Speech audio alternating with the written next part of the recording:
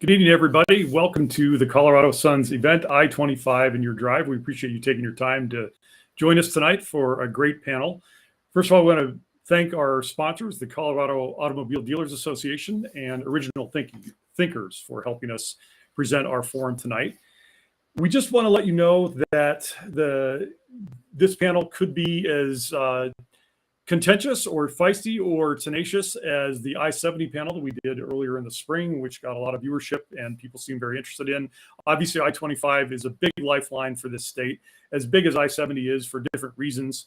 We know how passionately people feel about I-70. They feel equally passionately about I-25, whether it's through central Denver, whether it's through people who are trying to connect from Erie, who have Denver jobs, whether it's the Colorado Springs military trying to get up to Denver, whether it's Weld County agriculture and oil and gas, shipping out to the world, connecting Colorado to New Mexico and Wyoming and Texas, a huge lifeline. The central Denver 8-lane section of the freeway is meant to carry a peak of about 150,000 vehicles per day. Instead, CDOT estimates that it's right now carrying a peak up to about 261,000 vehicles a day, with the heaviest traffic on that northern edge above Colfax Avenue. And that volume wastes everyone's time. We've all been there. CDOT says the corridor is clogged for 8 hours of most working days in central Denver, and that extends up north, with the northern part of Colorado being the fastest growing part of the state. And it can triple your drive time. It's not just for commuters in individual cars, but it's for truckers, people trying to get commerce through, and it's frustrating for everybody. At light traffic times, a stretch from Santa Fe to 20th is a 7-minute drive. At peak periods, CDOT notes that can take 20 to 30 minutes. Imagine multiplying that times hundreds of thousands, and how much time everyone is wasting on that. So demand and volume will continue to grow at least 15% by 2040, the study says from CDOT. Meanwhile, in the north end, I-25 is passing by some of the fastest growing communities that we mentioned, from Erie to Longmont to Johnstown to Greeley to Fort Collins. Parts of it are still 2 lanes. Just like it was when Colorado's population was only 2 million. Now we're approaching 6 million. And there are still parts of the highway that are only 2 lanes wide. So to help sort this out for us tonight, there are some of our guests that are going to be helping us out. Matt Fromer is a senior transportation specialist with the Southwest Energy Efficiency Project. One of the things he'll be talking about is another fact of life on I-25 these days, which is we can no longer just talk about traffic. We also have to talk about the strict greenhouse gas limits that Colorado has put on itself in coming years. And we can't just build every highway willy-nilly and have it fill up with cars and assume that we're going to be good on the other goals that we have. So Matt is here to talk about some of the alternatives that might be out there. The Southwest Energy Efficiency Project is a nonprofit advocacy group and policy that has worked intensely on greenhouse gas reduction, ozone, transportation policy, clean electrification of the southwestern states, and many more important policy issues. They work in coalitions with other environmental groups, talk regularly with CDOT, the Air Quality Control Commission, the PUC, and many other key state agencies. Matt is also a dedicated electric vehicle driver. We'll be happy to post spreadsheets of his monthly costs for electricity compared to most gasoline-fueled vehicles. And he can talk about that as much as he wants. Some of us are EV fans, and it definitely plays into our outlook on some of the policy issues. Also with us tonight is Weld County Commissioner Scott James. Scott considers himself a community-involved Northern Colorado native, a 40-year veteran and media personality, and host of Scott and Sadie in the Morning, heard weekdays on 97.9 FM. Scott lives with his wife, Julie, and a 15-year-old son, Jack, in Johnstown. He's a former mayor of Johnstown. Scott says he's one of the rare people who delights in public service and continues that service as a Weld County Commissioner, as we mentioned, representing District 2. Scott says he takes a common sense approach to addressing issues that affect families, businesses, and communities, and calls himself a staunch defender of the power of the individual, the free market, the rule of law, and maintaining a small, limited government. So we're happy to hear from his perspective on all these issues with I-25.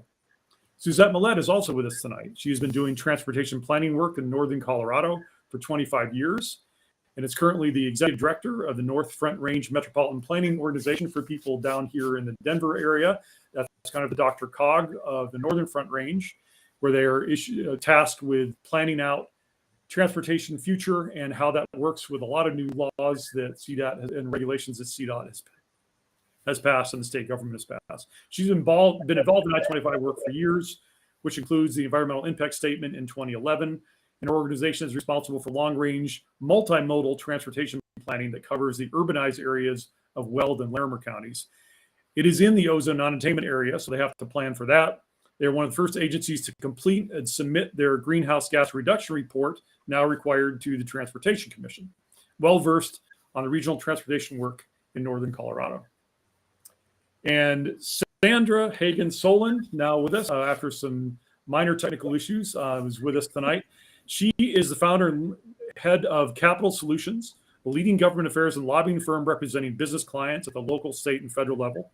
Sandra represents the Fixed North I-25 Business Alliance, the task force of the Northern Colorado Legislative Alliance, the joint public policy advocacy arm of Fort Collins, Greeley, and Loveland Chambers of Commerce, and Upstate Colorado Economic Development Corporation.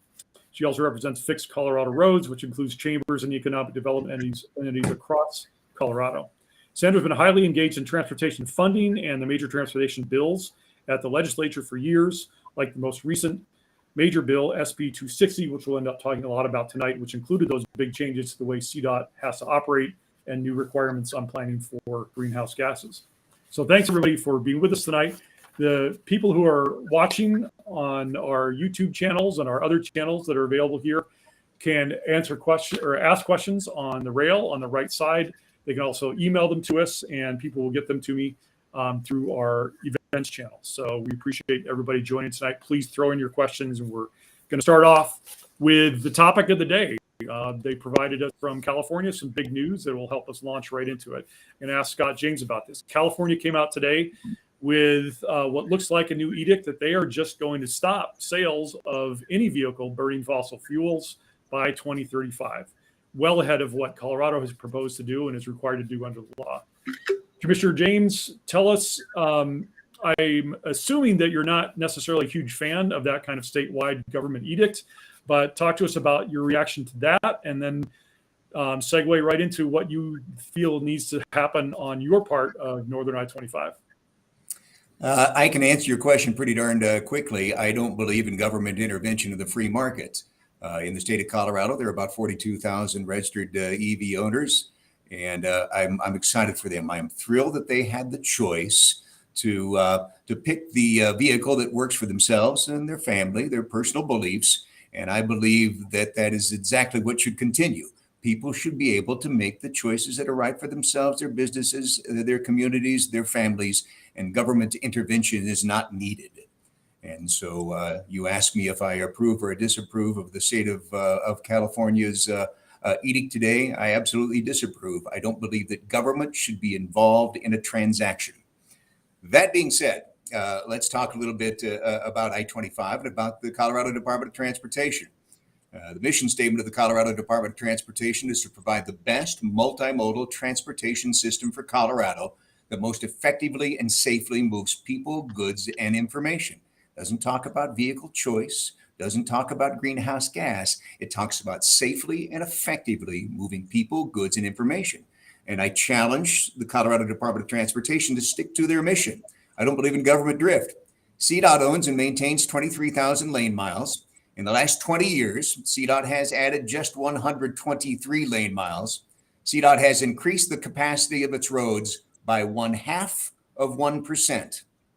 20 years ago, Colorado's population was 4,425,687. Today's Colorado's population is 5,812,069. Our population has grown by 31%, and CDOT's capacity has grown by 0.5%. Weld County, the county that I am honored to represent, is expected to double in population by 2050. Frederick, just to name a few I-25 communities, Frederick will grow by 123%, Firestone by 167%, Longmont by 18%, Meade 71%, Berthoud 48%, Johnstown 79%, Milliken 79%, Greeley 53%, Evans 72%, Windsor 62%, Timnath 301%, Severance 164%. Yet CDOT has increased its lane capacity by 0.5%. Michael, the math doesn't add up to me.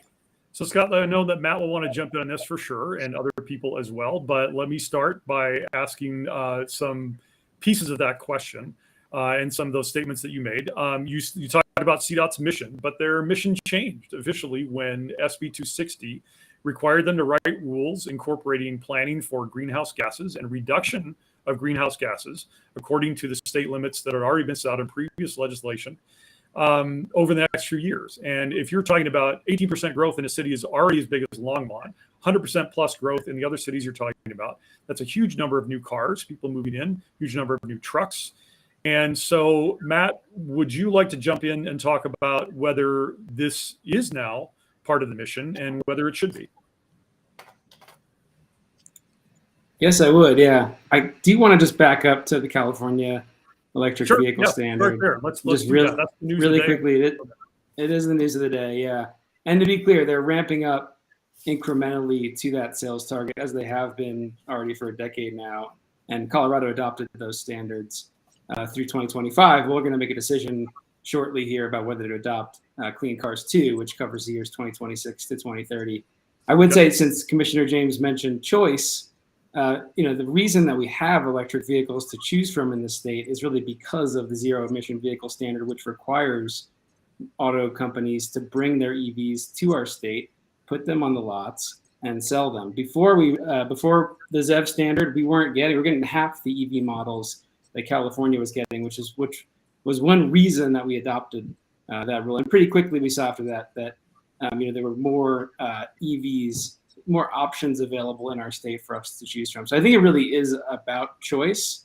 Like you mentioned, Michael, I'm a proud EV owner. I will talk about it with anyone who is willing to listen. And I did send you a way too detailed spreadsheet about it as I've been tracking my fuel costs over time. Yeah. And yeah, it turns out when you plug in an EV at home, you pay the equivalent of about 80 cents per gallon. So it's much cheaper than a gasoline vehicle. And you're not exposed to the volatility of gas prices. Electricity prices are pretty stable. So there are some huge benefits to transitioning our vehicle fleet from gasoline to electric. And I'm eager for Colorado to really adopt the California standards moving forward. We'll do it at a different pace with different credits because they are ahead of us, but I think we'll end up in a similar place in the next couple decades. But we really need these policies to move these things forward. I don't think we would have electric vehicles, frankly, if not for California's initial zero emission vehicle standard. That's what really pushed the market. And it's now been expanded to other states, and even countries in Asia have looked to California for these types of policies to move the market forward. And then just to go to your second question, I think, which is whether CDOT should be responsible for regulating greenhouse gas emissions. Was that right? Yeah, has CDOT's mission changed? Scott James mentioned that he believes that the original CDOT mission was about providing roads and getting people around the state and however that works, but not necessarily greenhouse gases. And I'm with the understanding that CDOT's mission officially changed late in the fall and early winter when they adopted rules saying that everybody has to start planning for greenhouse gases. So talk a little bit about that. Yeah, I mean, I think it is really going to take all hands on deck to address this climate crisis. Our state adopted greenhouse gas reduction targets in 2019 with House Bill 1261. And we now have 2030 greenhouse gas reduction targets of 50% compared to 2005 levels. And those targets are aligned with this goal of limiting global warming to 1.5 degrees Celsius. Even with that warming, we're going to experience quite a bit of economic damage from drought, affecting farms, from wildfires, and other climate disasters that we're going to pay a lot of money to clean up for. So there's a huge savings here in addressing climate earlier rather than later. And then when you look at the greenhouse gas roadmap for the state, they break down the sector by sector emissions reductions required to limit warming. And it's all hands on deck. We've got the transportation sector, electricity, industrial, buildings. And within transportation, it's kind of this two-pronged approach. We've got to electrify all cars, trucks, and buses. And then we also need to sort of reduce total driving to the extent possible by increasing access to options. So people have easy access to transit, to walking, they live in walkable communities. And then even more so, can we think about our land use decisions in ways that puts housing closer to jobs, closer to schools, hospitals, healthy food, so that people don't have to sit in their car all day in traffic. And even if it's reducing a morning commute from 30 miles one way to 20 miles one way, that actually helps us achieve our climate targets and just build more sustainable communities overall. And so, CDOT's responsible for spending billions of dollars every year, even more now with this federal IIJA Act. And that mix of projects has a significant impact on the pollution in our state. They are ultimately responsible for reducing greenhouse gas emissions from their transportation plans, as is DRCOG, and local governments with their investments. And I should mention Northern Front Range MPO, which is doing a great job with their new greenhouse gas report as well. I did want to mention here that we did invite CDOT to be on with us tonight, and they decided that they needed to decline because we may end up talking about some private project proposals that they may have to pass judgment on and make financial judgment on. They didn't feel comfortable doing that in a public forum. So we invite them back anytime. I hope they're watching. I hope they're listening. I hope they'll take advantage of the back and forth on this and incorporate that into any policy planning and discussion that they have. Suzette, I want to go to you to talk about how you feel your mission or your charge has changed as a Northern Front Range Planning Organization, given the greenhouse gas rules, and tell us about the plan that you submitted and what changes that you all had to make and what you want to do with roadways and other transit in order to meet those goals. Yeah, so I think we all know about Senate Bill 260 that was passed, that the first groups up that need to meet the greenhouse gas reduction targets is North Front Range, DRCOG in the Denver area, and also CDOT, which is the more rural area portions of the state. There are other areas, the Colorado Springs area, the Mesa County area in Grand Junction, and Pueblo will be the next to go, but we're the first ones that are sort of stepping off into this new realm. So as we were looking at how we build out a transportation plan to accommodate the greenhouse gas rules and the reduction levels that they're asking for, the first thing that we're talking about is we have a current transportation plan in place. It goes out to 2045, and it has a base year of 2015 that says, this is how we're going to grow. This is what we think is going to happen over time. We've incorporated our 10-year list of projects into that plan. And I think maybe for those of you that have been sort of following some of the CDOT discussion, they do have a 10-year list of projects that are prioritized at CDOT, and North Front Range has submitted theirs. We've submitted those projects along with everything else that we have done in our plan. And I would say what we did, because of how I think the economics in our region, how we're growing, that we've had a lot of, we've had a lot of people already in this region doing a lot of good work on alternate modes of transportation for well over 10 years. We were able to meet the greenhouse gas reduction targets, but it was a push for us. We ran like well over 100 model runs to get sort of tweak this, but we did wind up, putting some more money and emphasis in multimodal areas and in the out years, what I'm calling for 2040 and 2050, to meet that greenhouse gas reduction. We were able to do that without the mitigation plan, which both CDOT and DRCOG are doing to be able to meet those targets. So we were fortunate in that we've had. First of all, our regional transportation plan is older than theirs, and so we have a lot more change going forward. We also knew that this greenhouse gas rule was coming, and so as we've been rolling out programs and projects, we've been monitoring the greenhouse gas reductions with those, and so we feel pretty fortunate that we've met those reductions. I do want to say that sort of getting back to the electric vehicle versus the gas-powered vehicles, I think the part that we're sort of missing a little bit when we're talking about this is that I think what's happening when you see this population explosion that we're having is that it's not just about emissions, it's about congestion as well. And electric vehicles, they do reduce the emissions coming out of the tailpipe for sure, but it's not really doing anything for the congestion on the road, and they are still using the road. As well. And so Senate Bill 260 was working on taking care of some of that parity issues between what people pay for a gasoline tax and what people are paying for an electric vehicle tax. I'm glad you brought up congestion because I want to bring Sandra in on this part of the discussion if we could. And by the way, there's quite lively discussion going on on the rails about all these different things that we're talking about. We appreciate that. Everybody, keep it civil if you can and respectful, but we'll try to incorporate these comments into everything that we're talking about. But Sandra, please talk to us about congestion, bottlenecks. There is a major area, at least one, on I-25 North between here and Fort Collins and part of Weld County that goes down to 2 lanes. And a lot of people up there believe that needs to change. Tell us about what is the problem right now and what some of the proposals are out there to get something done about it. Yeah, thank you, Michael. It's wonderful to join you today or this evening. And the panelists you have today are so well versed on the critical issues facing Colorado with respect to transportation across the state, and of course, specific to Northern Colorado. We are fortunate in the region to have tremendous, a wealth of resource and people and an opportunity, economic opportunity for folks. And of course that drives then the growth and the continued movement, as Commissioner James outlined, with regard to our expected population growth.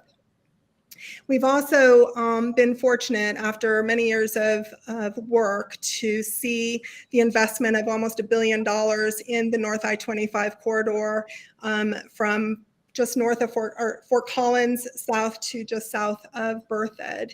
And that's the result of a lot of work and discussion around the importance of investing in our infrastructure system across the state to alleviate congestion concerns, to help with regard to air quality concerns, and reduce greenhouse gas, and to alleviate significant safety concerns. That roadway had not been touched since it was originally built. And so we're pleased and exceptionally thankful for the investment that has been made in the segments, what we refer to as segments 8 through 6, which is again, Fort Collins south to Berthoud. But south of Berthoud, we will continue to have a 2-lane road through Longmont. And the challenge that creates, as you can imagine, is you move from 3 lanes, which will soon be done, down to 2 lanes into this, what we refer to as segment 5. And I should be clear that this is an express lane that is being built north to south and helps to assure a number of things. One, reliability of trip, utilization of transit buses and other types of multimodal options, and build into the corridor hubs, mobility hubs that again facilitate a whole host of options for the commuter, and creates an opportunity through those express lanes for some alleviation of congestion to allow for more free movement for freight, which is essential. But we find ourselves with short of funding to ensure that a continuation of that express lane proceeds all the way down through the Denver metro area. Segment 5, which is again Berthoud to Longmont, does not have the sufficient funding to be funded. And then we have what's referred to as segment 4, which is south of Longmont to about Highway 7, that presently has 3 lanes, which is fantastic, but it is not, the 3rd lane is not an express lane. It is a general purpose lane. And so consequently, you interrupt that managed lane opportunity, again, that provides trip reliability revenue, quite frankly, to the state, and alleviates the opportunity for that congestion relief. And then you move into farther south, you hook up to a managed lane in what's referred to as segment 3, south of Highway 7, which was recently done, is a nice, very important asset for the state, that moves into a segment 2, which is south of 120th. And while there is a managed lane in that corridor, it is also considered the crash corridor. And there have been significant safety concerns throughout that corridor. It was built as a temporary solution to build out some capacity in that area, and again, bring forward a managed lane to move and provide some chirp reliability at the time, but the way in which it's structured, it actually creates more problems than it has solved in many respects. And we've seen its significant crashes and deaths have resulted in that corridor. So you see there's a hodgepodge of challenges throughout the entirety of the North I-25 corridor. This corridor is a freight corridor. It's a national defense corridor. It's a state interstate. My friend Greg Fulton at the motor carriers said just the other day, we need to stop thinking about North I-25 as just your average town city road. This is a major, major corridor for that has national significance north to south, is the backbone of the Northern Colorado region from an economic perspective, but has such greater significance in its entirety and needs to be addressed in that manner. And we fall short at present in assuring the funding and the capacity that's necessary in that corridor. Congestion is really, really critical to be addressed. It results in safety concerns, and we are strong advocates as a business organization in the region and advocating for our continued economic health. We want to ensure that we have the necessary multimodal assets in the region that appropriately consider the continued growth and the opportunities that our citizens will have for their futures. And we want to ensure that folks have the ability, hearkening back to Commissioner James' comment early on, freedom of choice, regardless of the mode, is essential to an individual's quality of life.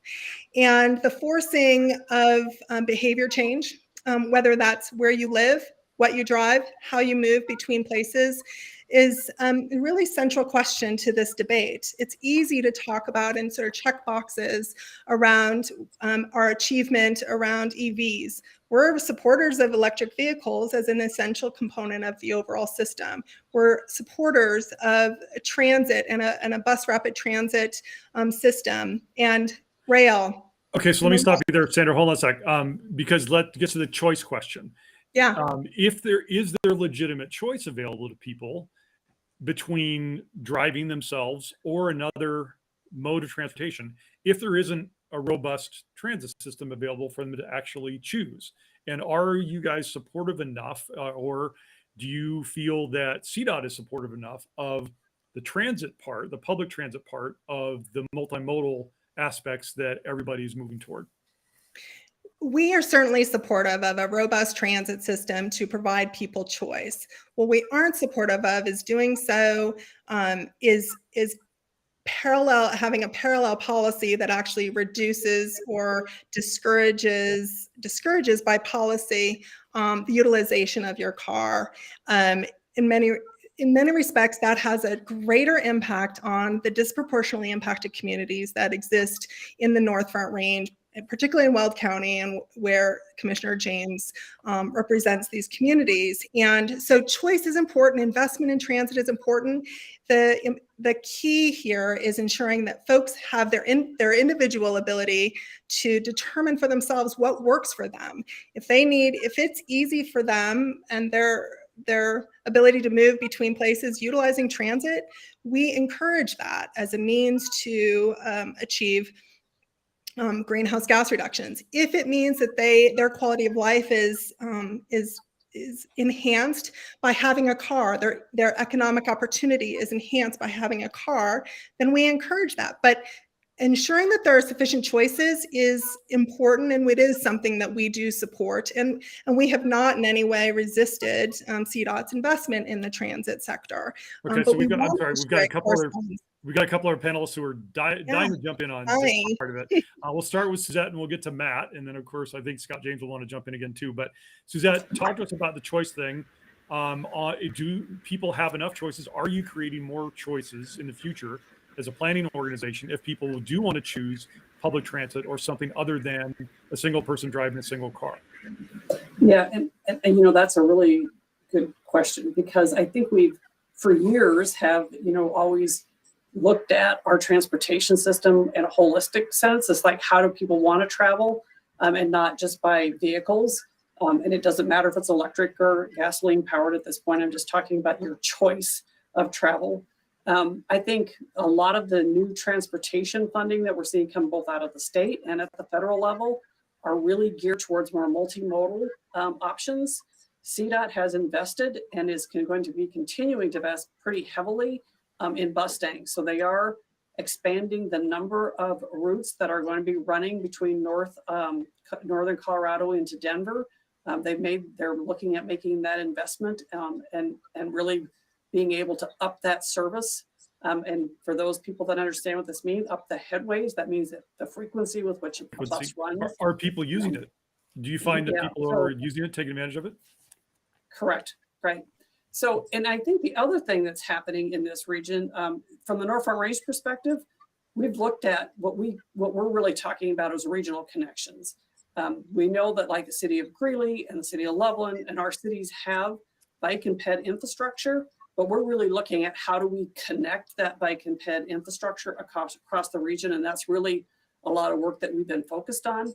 And I think the big thing that we've seen lately is now that we have the electric bicycles and electric scooters that go much faster than people have traditionally gone on bicycles. Those are what we're calling micro mobility options. That is really impacting how many people are using bike and pedestrian facilities, whether it's a scooter or a bicycle, to get to where they want to go. So that has definitely expanded quite a bit. Okay, thank you. Matt, I know you want to jump in on the choice question and whether there are adequate choices available for people, if you're willing to take it on in that format. Are there adequate choices for people who don't necessarily want to drive? There's just so much food for thought here. I guess to go back. Yeah, I'd characterize it as a false dilemma. I don't think we're not giving people the opportunity to choose between equally convenient, affordable, and safe choices, right? If it takes twice as long to get somewhere on a bus as it does in your car, and it's an obvious choice for someone, right? It's like if chicken's the only thing on the menu, of course everyone's favorite food is going to be chicken. Like that's the way I feel about our transportation system. And so I think, we've over decades, and we're getting better about this now, but over the decades, we've been happy to throw billions of dollars and expand highways and save people 2 or 3 minutes on their commute. Much less so to connect safe and connected multimodal infrastructure, things like connected bike lanes across major urban arterials, investing in things like walkable communities so people don't have to drive everywhere. And so I'd love to see us think about what if one of our goals was, you take any trip in the region and we're striving for travel time parity between modes, right? And what sort of investments would it take to get people to the places they need to go on transit, on a bike, or on foot? We should also recognize that in any given community, between 20 and 40% of people can't drive. Either they're too young, perhaps they're a senior, perhaps they have a disability, perhaps they can't afford a car. Right? It's the most expensive form of transportation. I think $11,000 a year per vehicle in the state of Colorado.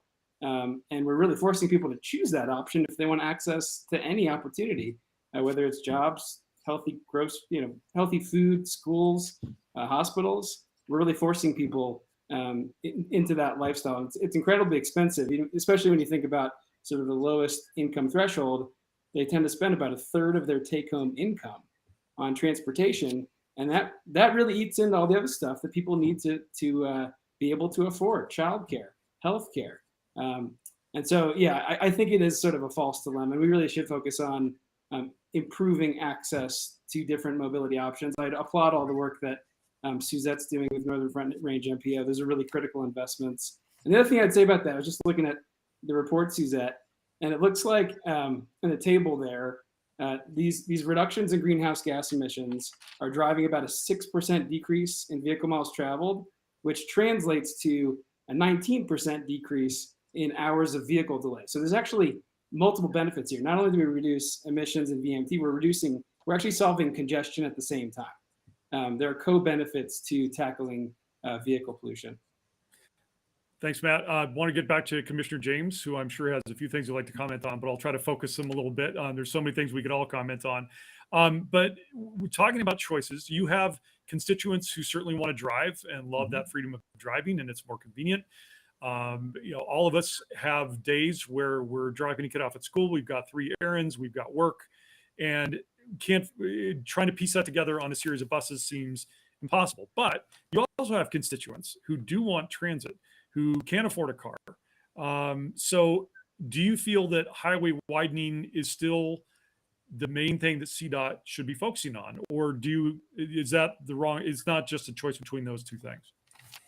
Neil, I don't think the choices are mutually exclusive. And in a world where there is scarcity and where you must make a choice, then you make the choice that will serve the largest amount of people.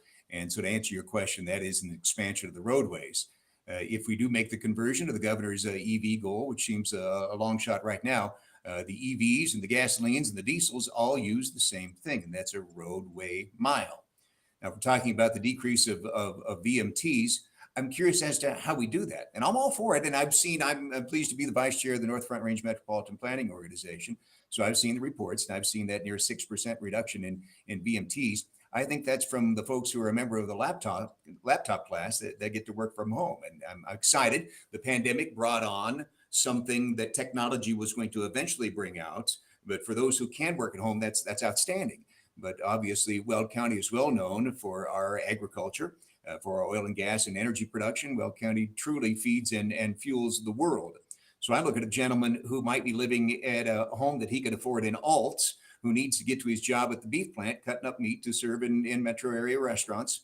And he needs to do that with a safe, reliable automobile that he owns. And so therefore we owe it to him to be able to lift himself out of a disproportionately impacted community. If indeed that is his or her goal, we owe them that opportunity by making sure they have a safe, reliable trip. I've noticed a couple of conversations here in the chat. I believe Andrea has commented a couple of times about the last mile in the state of Colorado. Indeed, that's the most expensive mile. And I might offer that in some parts of my county, what I call between New Raymer and nowhere, it's the last 30 or 40 miles. It might be the last section that you have to work through. I have a good friend who is a carpenter. I'm not handy in the least, but he does say use the right tool for the right job. Transit is most certainly the right tool where the densities make sense. But in parts of Weld County where we have the densities, and I want to see that increase in the Mustang. But in parts of Weld County, what we simply need is a reliable trip in an automobile. That is time and time again proven in studies to be the quickest route out of a disproportionately impacted community, if that's what that person chooses. If they want to elevate their economic station in life, an automobile, a reliable transit to a job and back and forth from a home that they own and are working on owning to that job is the best route. If we're out to serve the most amount of people and be effective with the state's investments, I still believe it needs to be in road miles. I appreciate your points. Denver and a lot of other communities would make the point that they're also trying to see if a great cargo e-bike might be someone's ticket to getting to a job or getting out of the economic station they're in. And we're going to find out. They're proven to be hugely popular, oversubscribed every time they reopen applications for those kinds of rebates. So eager to hear about whether Northern Colorado is doing that as well. I know some of the Northern Colorado towns are doing that. But Sandra wanted to jump in more. There were some solutions that she also wanted to talk about. And let's get back to this issue of where I-25 narrows down and is really an old school highway. We can argue about whether that's a good thing or a bad thing, but there is a lot of pressure right now to widen that stretch. There are some alternative proposals out there to how to get that done. And we've seen it happen all over Colorado, where you add a private company comes in and offers a partnership with CDOT.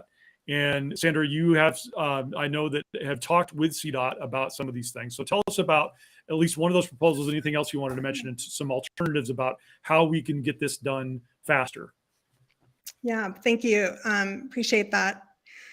There are a number of ways in which our transportation infrastructure can be funded, and a major corridor that is, a couple $2 billion from segment 2 all the way to segment 8, North Denver, all the way through Fort Collins, is approximately $1 billion project overall. And there's several ways that can be funded. One is through state resources. CDOT has, again, invested about $1 billion of that $2 billion in the northern section of that. So state dollars are an essential component of the funding of our infrastructure system, or our infrastructure. But when that falls short, and at this point we have about $100 million, or about almost $200 million allocated in CDOT's 10-year plan for segment 5, which is a $350 million segment. $200 million has been allocated or viewed in their 10-year plan. And again, they fall short about $150 million. We can get really creative about how we fund that section, but at present, it's not fully identified. And then you look to the other segments of the corridor to ensure that trip reliability, the safety, congestion mitigation, and the like, and the dollars are not fully identified for those segments of the corridor. So short of that, the other option that the state has available to us is the receipt of proposals for public-private partnerships, in which something similar to what funded and built the US 36 managed lane, and has successfully been operating since it was built.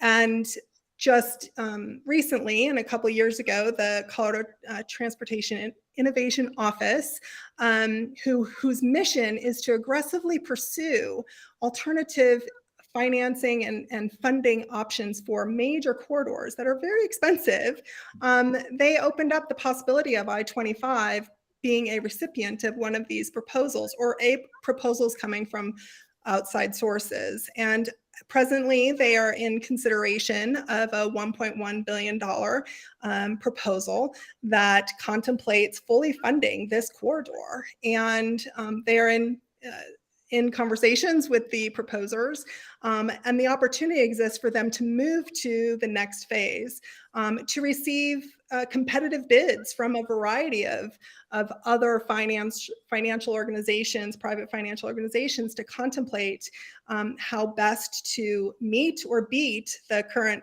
proposal's plan and deliver this project in a timeline that doesn't appear to be available to CDOT as an individually or state-funded project. So our organization. Let me just ask you, sorry, without endorsing it or critiquing it necessarily, tell our listeners more about it, what it would look like from the consumer, the driver's perspective, or the transit rider's perspective. They're trying to get from Denver to Fort Collins. What does this lane look like? What does the highway look like? How is it? What are they being asked to pay? That kind of thing. Yeah, so this proposal is, quite frankly, no different in its scope with regard to a managed lane and the infrastructure itself around it.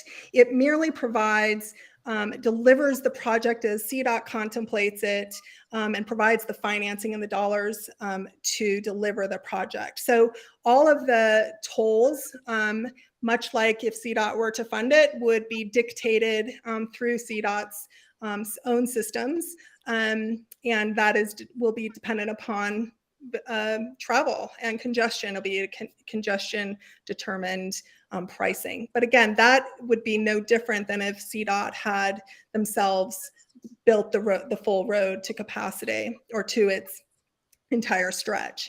And our organization is, quite frankly, agnostic about where the dollars come from. If the state can deliver this project, we are all about it. If it comes from private resource, we support that. So we're agnostic about it, but we believe that it's very important that there be a very thoughtful consideration of this proposal. $1 billion doesn't come about too terribly often to fund something. And we have examples across in the metro area that demonstrate that there's real success that could be found in this corridor on that proposal. But we are very open, of course, to CDOT's alternative plan to that, and look forward to the continued dialogue around what that could look like in the future for the entire corridor. Thank you. Matt Fromer, imagining that you might have some reaction to the idea of privatized lane, a lane of any kind, but especially privatized lane. So what does SWEEP and the other organizations you work with, do you have positions about privatization in that sense when it involves more pavement? Yeah, I guess I don't personally have a strong opinion on where the money comes from.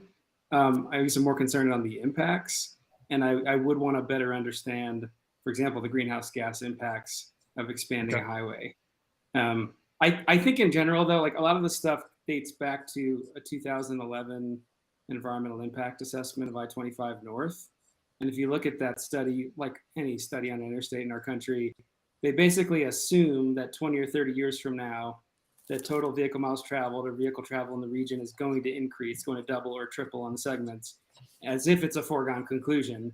And then we widen the highways to accommodate that, making it like a self-fulfilling prophecy of more driving, more congestion, and more pollution. Whereas again, if I think we flip that and focused on our actual social and environmental goals, things like improving safety, preserving the quality and the condition of our assets, reducing pollution, providing access to people, I think it'd be a different set of investments. So I really think we just need to start aligning our spending with those goals if we have any hopes of achieving them. And if you look at, so CDOT just presented an update on their performance measures around things like safety, and we're heading in the wrong direction. I mean, more traffic fatalities last year than any year before. Same with pedestrians and cyclists, and the DRCOG region for sure. I think we're ranked 46th in the nation on like pavement condition. So maybe a more fix it first approach, like fix the roof before you add an addition to your house. And then I just think those goals are really important. I think also on the transit side, we're way behind where other states are in terms of state support for local and regional transit service. We're similar, we're ranked like 46th or 47th in the nation in support for transit service. And if RTD was in just the average state in the country, they would get somewhere between 150 and $200 million a year just for transit service. Instead, they're getting a few million. So there's a lot of things we can do to sort of realign our investments with our actual societal goals. So let's talk about RTD for a minute, because there's a lot of frustration in northern Colorado about RTD never completing the train lines that they had promised to Boulder and Longmont.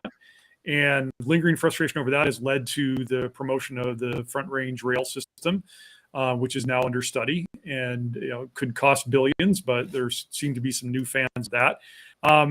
RTD put in some public taxes and created what, in a lot of ways, to a lot of other cities, would be a Cadillac system of light rail that is not being used very heavily. And as some people who are in support of more highway lanes had pointed out, RTD is not carrying a higher percentage of commuters now than they did before Fast Tracks was built. So Matt, you could start. I don't know if you want to defend RTD or just defend the idea of transit in general. How can it be better planned in a way that actually can reduce vehicle miles traveled and can go where people need it and can use it? Oh man, so many thoughts on this one. You have 2 minutes. Yeah. Well, like I said, I think our transit system and particularly the operating costs are way too low in this state. And there's a saying in the transit community that frequency is freedom. And we can't be leaving people at the bus stop for 20 or 30 minutes. It just, again, it doesn't give them equal access to different transportation options. I think there was a bit of a fundamental flaw with the Fast Tracks plan in that it wasn't directly linked to land use. I mean, in some ways, they really threaded it through the least populated areas of the Denver metro region. And then there are really no requirements to build, mixed use development around those transit stations to bring the people to the transit system. Things like affordable housing and jobs, and just building communities around that transit system. We have it in a few places, just in like central Denver. But if you track those light rail lines out, like those sort of hub and spoke design, if you track those out into the suburbs, we don't have nearly enough development around those stations to really support transit. And so in some ways, we really set RTD up for failure. I think as things mature and we start to really build around those transit stations, we will see ridership increase, even without much of an increase in service.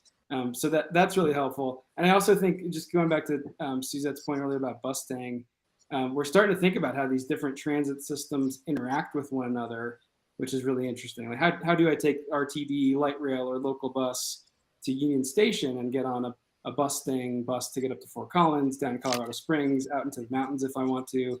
And I think that's really promising, especially for reducing some of those longer vehicle miles traveled trips. Suzette, would you want to take on the question about fast tracks and whether that left a lot of bitterness in northern Colorado that has been hard to overcome in terms of convincing people to spend more on transit, or at least consider that as another option? Well, the area that was in that fast tracks area is outside the North Front Range, but Okay. I was talking to some people from that area, and they said, the only worst thing besides getting taxed for something, a train that didn't get delivered, would be taxed twice for a train that didn't get delivered. So I think that area is very leery at this point about trying to support anything that comes by train through that region. With the new rail authority, the new rail enterprise that is looking at that, the legislation said this is going to be the corridor, which is essentially that North Metro corridor line up to 87 into Fort Collins. That is following what the 2011 EIS called for, is to have that train passenger service on that.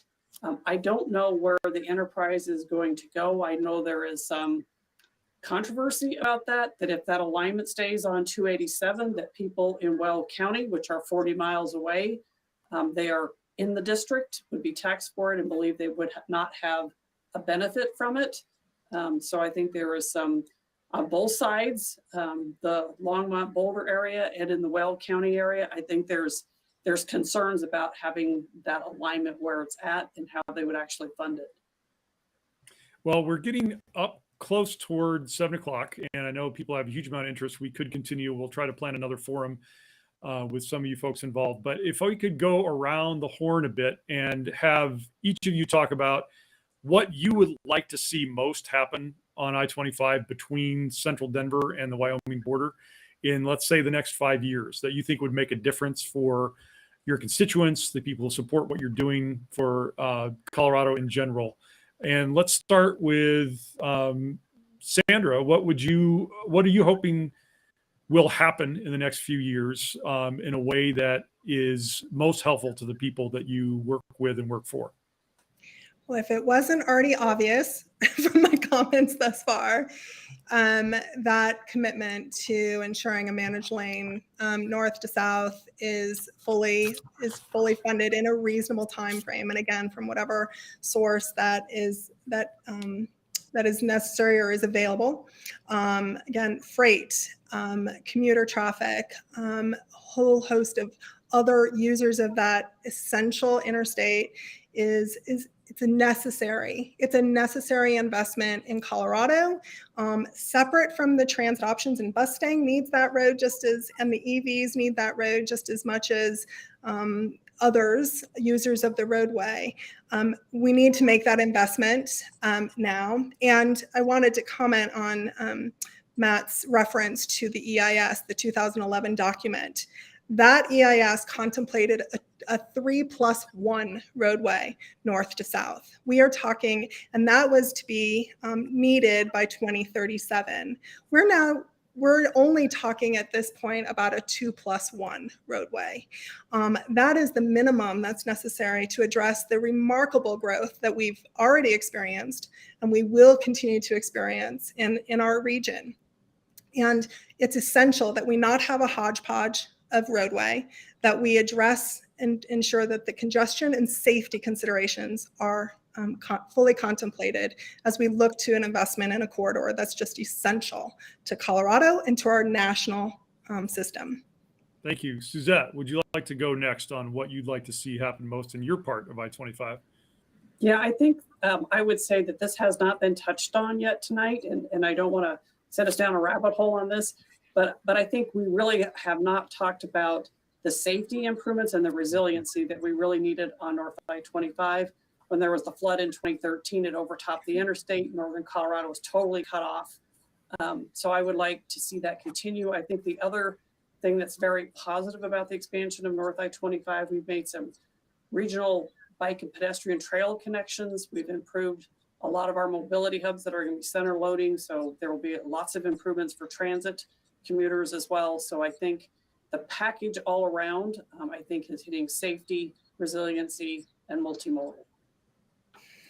Thanks very much. Commissioner James, what do you think is the most important in the next couple of years for your portion of I-25?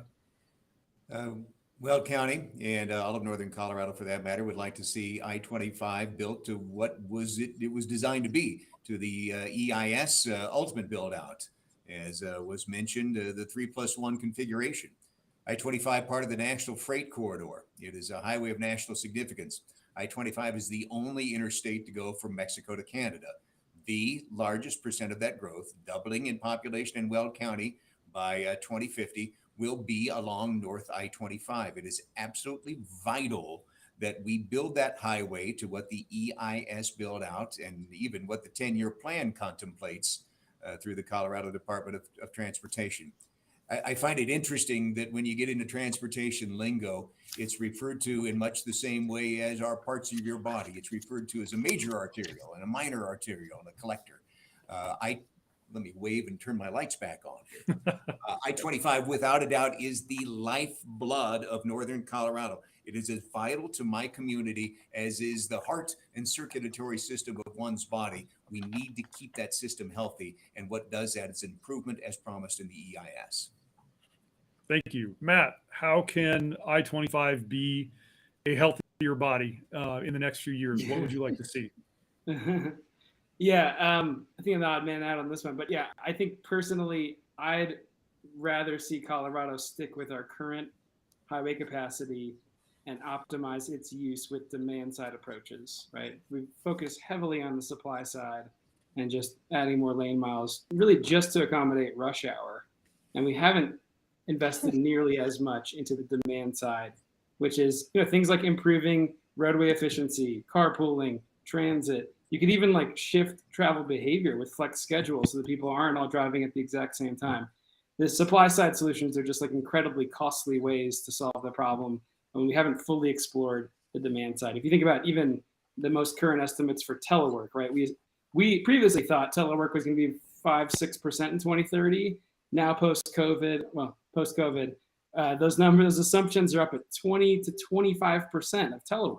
So they're fundamentally different looking system and different demands on our highway system during rush hour. So I'd like to see us just adapt to that a little bit and think about our approach to these problems instead of just sort of inheriting these legacy projects. And if I could just throw in one more, I think we've got to speak a little bit more. Maybe we don't have time. I'm just going to throw in a pitch for land use because once our land use patterns are set, it's very difficult to solve transportation issues once those trips are longer between housing and jobs. They're very segregated in our country and in our state, and so we should really think about sort of the interaction between land use and transportation and the impact those decisions make. Thank you very much. All I'm going to say is I'm hoping we are at least mostly post-COVID and that we can actually start making these longer-term plans based on being post-COVID. But I want to thank all of you for your participation. If the panelists want to stay up all night arguing or discussing with people, I encourage you to read the comments that have been absolutely flooding in through different forums and people discussing with each other, which is great. We really appreciate that. So we want to thank our panelists, Matt Fromer from SWEEP, Commissioner Scott James from Weld County, Sandra Solin from Capital Solutions, and a number of Northern Front Range business interests with her points of view, Suzette Mollette from the North Front Range Metropolitan Planning Organization. Thank you so much for your time, and I'm sure these discussions will continue amongst yourselves and with CDOT. I'd like to thank our sponsors again, the Colorado Automobile Dealers Association and Original Thinkers, and everybody who helped us from the Sun with our forum tonight, Christina, Eric, Dana, other editors, Carol, and Olivia at the Sun for helping us field a lot of the enthusiastic questions and comments. So thank you all for being Sun readers and Sun listeners, and we will be planning more events in the future. We look forward to having you on with those, and keep in touch. Appreciate all your time. Thank you.